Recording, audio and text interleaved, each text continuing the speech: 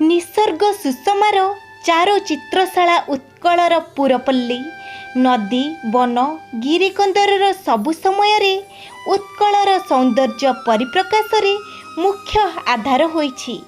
उत्कलर पुरपल्ली ओ तार छबिल विमोहन रूपमाधुरी अपासरा आरण्यक दृश्य संभार ऋतुचक्रर सरस समावेश वास्तव रे कवि भावुक दार्शनिक मानकु लेखनी चालन करबा पई देहिछि अशेष प्रेरणा। नगर जीवनर आकर्षण अपेक्षा पल्ली जीवनर माधुर्य उत्कल भूखंडरे बेस परिलक्षित हुए। काव्य कविता नाटक साहित्य प्रत्येक विषयर मुख्य कथावस्तु उत्कल जनजीवनर निच्छक प्रतिछवि। उत्कलर सुरम्य प्रकृति कूଳରେ उत्कलर जनजीवनर निबिड़ समावेश उत्कलीयतार श्रेष्ठ निदर्शन। पल्लीर कांत कमनीय प्रकृति प्रत्येक जनजीवनर अंतर को स्पर्श करे। कृत्रिमतार बहु ऊर्ध्वरे थिबा पल्लीभूमिर आकर्षण शक्ति भावुक प्राणरे उन्मादना सृष्टि करिबा एकांत वास्तव। उत्कलर रुचिर शोभा संदर्शन करी दर्शक होई उठे विमोहित। विविध मनोज्ञ प्राकृतिक रूपछटा मध्यरे उत्कलर उपकूलवर्ती अंचल शोभार पसरा मेली देइछि। उत्कलर मंदाकिनी महानदीर सुविस्तीर्ण जलधार सहित सागरर अपूर्व मिलन तथा त्रिकोणभूमि अंचलर चमत्कारिता बेस उपभोग्य। सुदूर पार्वत्य अंचलरू जलधार नहीं प्रवहमान अन्यतम नदी बैतरणी धामरा मुहाणरे जेपरि भाବରେ सागर सहित मिलित होइछि ताहा जेकोणसी सौंदर्य पिपासको दर्शक प्राणरे आह्लाद सृष्टि करिपारे। एतत् व्यतीत पुरी कोणार्क पारादीप गोपालपुर आदि पुराण प्रसिद्ध तथा भौगोलिक स्थानर सौंदर्य मूल्यांकन संपूर्ण असंभव। केवल दर्शक प्राणर पुलकरे एही सबु स्थानर प्राकृतिक सौंदर्य रे आपायित होई निजर मुग्ध अनुभूति ही अनुभव करिपारे। दर्शक और भावुक प्राणर सौंदर्य को वास्तविक भाषा तुलिकारे वर्णना करिबा साध्यातीत।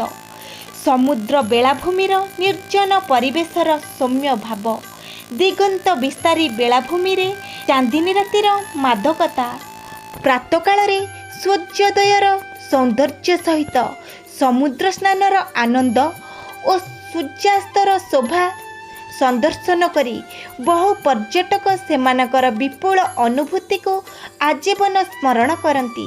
वास्तविक अगणित दर्शक पर्यटक उत्कलर सागर बेलार सम्मोहित शक्ति रे आकृष्ट हुअन्ति। दर्शक सागरर बेलाभूमि रे दंडायमान होई समुद्र तरंगायित भीमकांत रूपरे मुग्ध हुअन्ति। उत्कलर सागर बेलारे अवस्थित पुरी कोणार्क पारादीप धामरा गोपालपुर परी सुंदर सुंदर स्थान व्यतीत चिलिका अंशुपा परी ह्रदर प्राकृतिक सौंदर्य उत्कलर श्रीमंडन सहायक। यह निसंदेह चिलिका दर्शन रे दिने कविपर राधानाथ रायकर हृदय रे सृष्टि होइथिला काव्यक उद्वेलन। भावावेशरे कवि प्राण गाई उठिथिला उत्कल कमला विलासी दीर्घिका मराळ मालिनी नीलांबु चिलिका। उत्कलर तुही चारु अलंकार उत्कल भुवनी शोभार भंडार। उत्कलर अन्यन्य सौंदर्यमय दृश्य सह चिलिकार तुलना। उत्कल लक्ष्मीकर क्रीड़ा सरोवर हेउछि मराळ मालिनी। दिगंत विस्तारे नील जलराशि संपन्ना चिलिका। ह्रदटी पुरी खोर्धा गंजाम जिला सीमारे अवस्थित संपद और विलासर यथार्थ केन्द्र। द्वीपमान नलबन कालीजाई चढ़ईगुआ सोलरी आदि शैलगुड़ी को बक्षरे धरी चिलिका होइछि सौंदर्यमयी। तार तीरभूमि विशेषकर पश्चिम तीरर बालुकामय बेलाभूमि शरत आकाशर छायापथ भ्रम सृष्टि करे। तीरभूमिर विस्तृत शैलश्रेणी मालभूमि घंच वन पार्वत्य कंदर सुरम्य नदी अति मनोरम।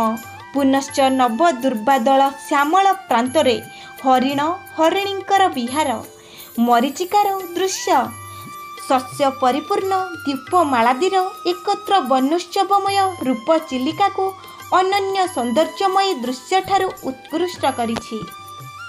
ଉତ୍କଳର ଉପକୂଳବର୍ତ୍ତୀ ଅଞ୍ଚଳର ଶୋଭା ସମ୍ଭାର ସହିତ ନିଘଞ୍ଚ ଅରଣ୍ୟାନୀ ସବୁଜ ଶ୍ରୀମଣ୍ଡିତ ହୋଇ ମନରେ ବିସ୍ମୟ ସୃଷ୍ଟି କରେ।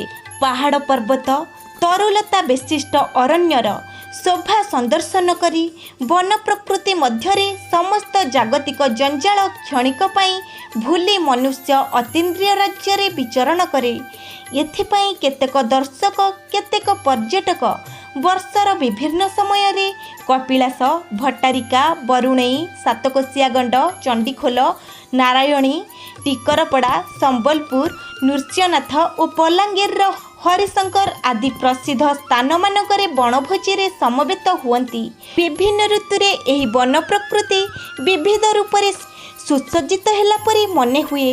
ବସନ୍ତ ଋତୁରେ ତରୁଲତାଗୁଡ଼ିକ ନବପଲ୍ଲବିତ ହୋଇ ଉଠନ୍ତି। ପୁଷ୍ପରାଜିରେ ମଣ୍ଡିତ ହୋଇ ବନଭୂମି ଛବିଳ ମଞ୍ଜୁଳ ରୂପ ଧାରଣ କରେ। ସମୟ ସମୟ ଗ୍ରୀଷ୍ମକାଳରେ ବନଭୂମିରେ ଅଗ୍ନିସଞ୍ଚାର ହୁଏ। ରାତ୍ରି କାଳରେ ବନଭୂମିରେ ଅଗ୍ନିସଞ୍ଚାର ପ୍ରତ୍ୟେକଙ୍କ ଦୃଷ୍ଟି ଆକର୍ଷଣ କରେ। ଋତୁଚକ୍ରର ଆବର୍ତ୍ତନରେ ପୃଥିବୀ ପୃଷ୍ଠରେ ଏକ ପରେ ଅନ୍ୟ ଋତୁ ବିବିଧ ରୂପରେ ଦେଖାଯାଆନ୍ତି। ବିଶେଷତଃ ଉତ୍କଳ ଭୂମିରେ ଋତୁମାନଙ୍କର ପ୍ରଭାବରେ ପୁରପଲ୍ଲୀ ନଦୀ ବନ ଗିରି ପ୍ରାନ୍ତର ନବ ନବ ଶ୍ରୀଧରଣ କରି ଦର୍ଶକ ଭାବୁକ ତଥା ଜନମନ ଆନମୋଦିତ କରେ। ସର୍ବୋପରି ଉତ୍କଳର ପ୍ରାକୃତିକ ସୌନ୍ଦର୍ଯ୍ୟ ଆମ ଲାଗି ଈଶ୍ୱରଙ୍କର ଶ୍ରେଷ୍ଠ ଆଶୀର୍ବାଦ। ପ୍ରକୃତିର ଏହି ଅନବଦ୍ୟ ରୂପ ସମ୍ଭାର ସକଳ ଶ୍ରେଣୀ ପାଇଁ ଉଦ୍ଦିଷ୍ଟ। ଏହାରି ମଧ୍ୟରେ ସ୍ୱର୍ଗୀୟ ସୁଷମାର ସନ୍ଧାନ କରି ସକଳ ପାପ ତାପ ସନ୍ତାପ କଳୁଷ କଳ୍ମଷ ଆଦି ବ୍ୟାଧିମୟ ସଂସାରର ଯାତନା ଯନ୍ତ୍ରଣା ପରିହାର କରି ଜୀବନକୁ ସୌରଭମୟ କରିପାରିଲେ ସୃଷ୍ଟିରେ ଚମକ ଲକ୍ଷ୍ୟପୂର୍ଣ୍ଣ ହେବା ସଙ୍ଗେ ସଙ୍ଗେ ସୌନ୍ଦର୍ଯ୍ୟପଥର ସାର୍ଥକତା ପ୍ରତିପାଦିତ ହେବ। ପ୍ରସ୍ତୁତକର୍ତ୍ତା ନ୍ୟୁଜ୍ 3D ୱେବ୍।